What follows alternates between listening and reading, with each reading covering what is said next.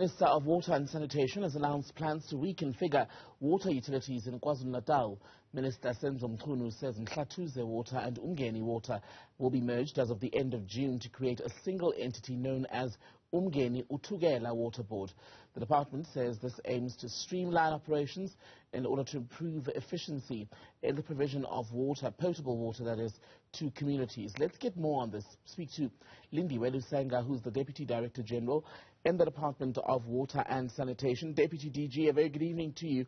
I'm grateful for your time. So this disestablishment was due to kick in on the 30th of June. That was yesterday. Where do we stand tonight, technically?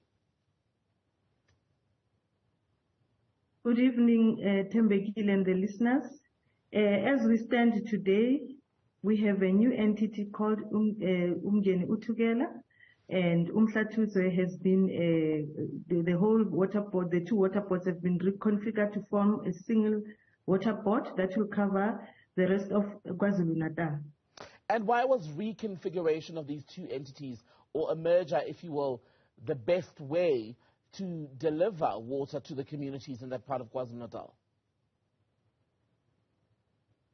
Well, it was important looking at the capacity of Umgeni, who between the two was a stronger water board, and it has a better balance sheet, and also it is very much well known in the world, and also it has got in the stock market.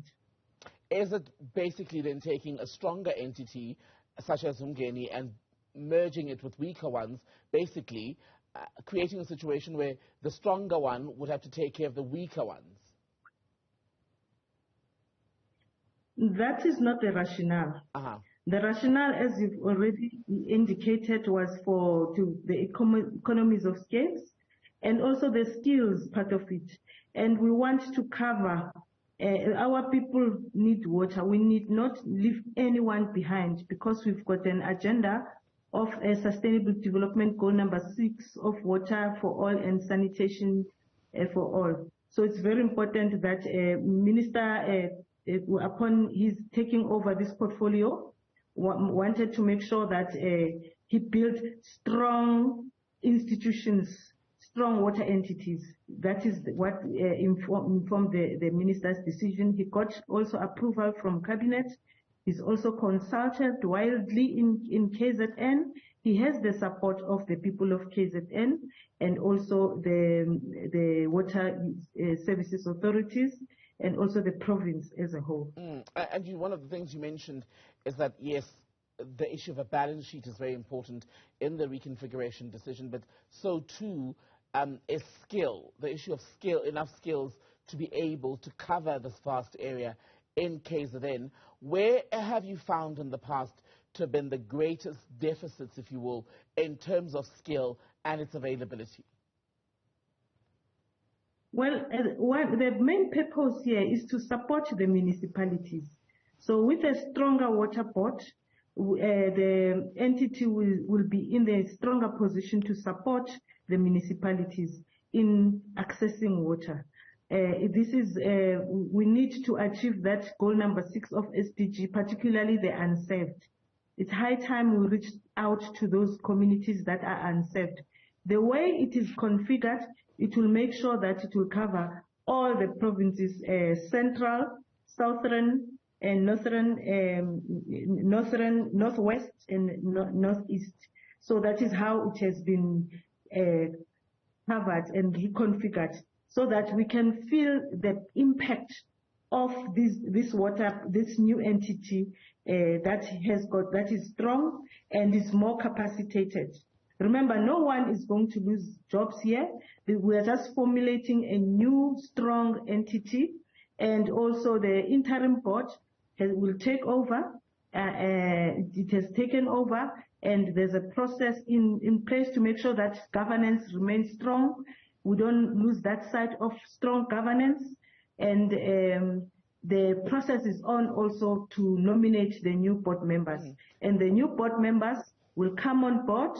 The new board of Umngeni-uThukela will come on board, and then take over the responsibility of appointing the chief executive officer of the new institution. When you say that no one is going to lose their job in this process, I wonder if there shouldn't be people who are in fact let go, because often when we talk about the problems of the water boards, poor decision-making has also been flagged as among the contributing factors to the state of crisis in many of them.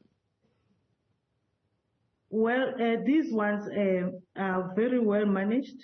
The process has been guided. It was informed by a due diligence process, and also we consulted even the investors themselves to come to this decision, and all the relevant stakeholders, even the labor movement, they